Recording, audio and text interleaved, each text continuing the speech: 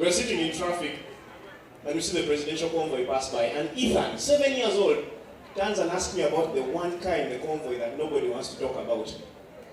Guess which car? The toilet, yes. The presidential convoy is passing, and my nephew asks, Uncle Dan, which car is that? I tell him, well, that's the presidential convoy. You know, it looks like a loaf of bread for some reason. But that is the presidential toilet. My nephew looks at it and says, I think that car has the best driver in the whole convoy. So I'm looking at my nephew like, why do you think that car has the best driver in the convoy? He looks at me and he's like, because it's the one car you can't afford to crash. Imagine the presidential toilet in an accident. It overturned. Do you know the chaos on the road? And we know whose it is. And the worst part of it is NRM particular is actually yellow. That is commotion. This is the logic of my 7-year-old nephew. I already see a problem.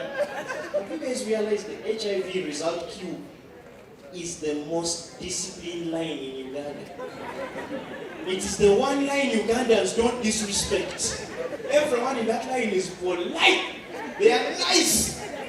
I wish humanity was like this full time. When you walk into the line and you greet someone, good morning, so it's a kind of yes. How are you? Yes. How is your day? How are the children?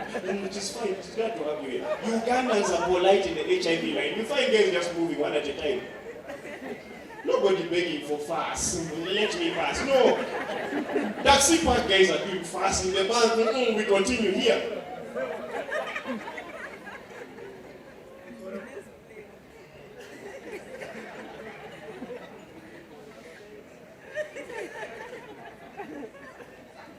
Some start getting the disease in the line.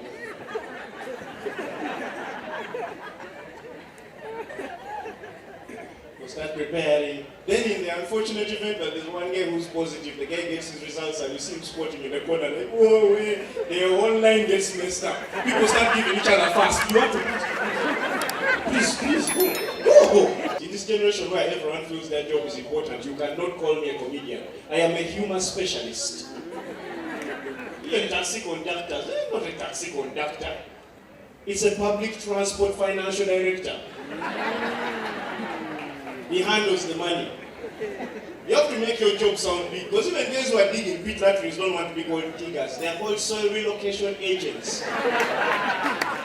Style up your job now. Style it up now. Because even side dishes want to be called second priority partners. Yes! You can't be there calling Mbwame banker. No, you're a financial consultant, even if you are the teller. That is your stuff. Enjoy yourself. So me, I'm last year in this job. Me, that's the life I have now. Last year, I officially turned 30 inches. This government is depressing. I mean, we live in a country where a guy got arrested for stealing another person's Rolex. Like, honestly, I would not arrest you if you stole my Rolex. Like, at first I thought it was a very important Rolex. I thought it was one of those Rolexes of like 2 chapatis, 3 eggs. Like the revolution. Only to find out it's a regular roller. 1 chapati, 2 eggs, wasn't even nyanyambisi. There was no chap rolled in it. It was a regular Rolex. It's like running into one of those people on the street and they arrest you for saying hi. That's basically what it felt like. My feelings were hurt. I would not send a person to jail for touching my Rolex. I would kill them. Do not mess with another man's Rolex. This Rolex is one of the reasons I'm single. One time I bought a Rolex and I bought my girlfriend pilau. And you know that thing women like doing in relationships? Where she orders what she wants to eat, you order what you want to eat, and you ask her, are you sure you don't want a Rolex? She's like, no, I want pilau. You get pilau, then when the food comes, she starts eating yours. Baby, let me test. Just one test. Then she bites once and realizes it tastes good. She starts eating your food. I have ended the relationship on those grounds. I'm not even lying. Let me give you a few Rolex rules. Number 1, Rolex is not to be shared. It's for one person at a time. I don't care how big it is, please understand. It is not yours, it's for someone else. Number 2, Rolex is supposed to be eaten in its natural habitat. In a cavera. These things of Rolex chopped with toothpicks. Sheer disrespect. That is manios. the most important rule about Rolex. Don't tap the last piece.